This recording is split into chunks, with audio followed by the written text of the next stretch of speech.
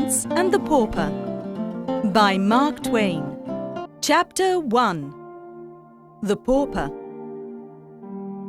In 1537, two boys were born on the same day in London. Tom Canty was born to a poor family of paupers. They lived in one room near Pudding Lane, a poor neighbourhood near London Bridge.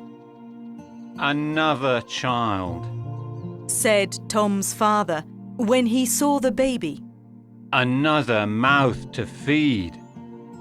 He was not happy. No one wanted Tom. The other baby was Edward Tudor, Prince of Wales. His father was Henry VIII, King of England. They lived at Westminster Palace. "A prince is born! A handsome prince is born!" cried everyone at Westminster Palace. "Let's have a big celebration with fireworks and a banquet. My son is born," said the king happily. All of England was happy and celebrated the arrival of the baby prince. 13 years later, Tom was begging for money on the streets of London. His clothes were old and full of holes, and he had no shoes. He was thin and dirty. He lived with his mother, grandmother, and two sisters, Bet and Nan. The children had no beds and slept on the cold floor. They were always hungry. Tom's father, John Canty, never did any work. He sent Tom out to beg every day of the year. Sometimes people felt sorry for Tom and gave him a little money.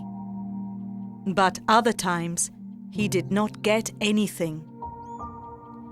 When he did not bring any money home, his father hit him. "I don't want to always be poor," thought Tom.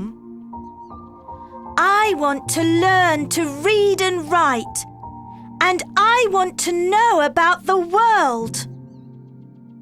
Father Andrew was a kind old priest with white hair. He was Tom's friend and lived in the same building. "Can you help me, Father Andrew?" Tom asked.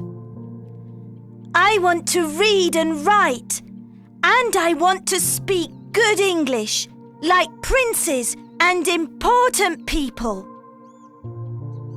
"I can help you, Tom," said Father Andrew.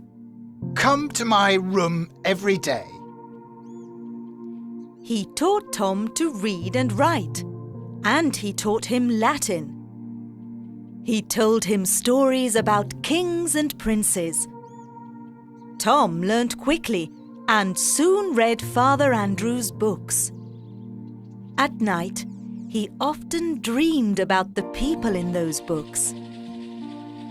When Tom was with other boys, he liked playing at being a prince. The other boys laughed at him and called him Prince Tom, but they liked him. They jumped in the mud and swam in the river. One day, Father Andrew said, "Tom, why don't you go to Westminster Palace and see the real prince? Prince Edward is the king's son. Perhaps you can see him at the palace."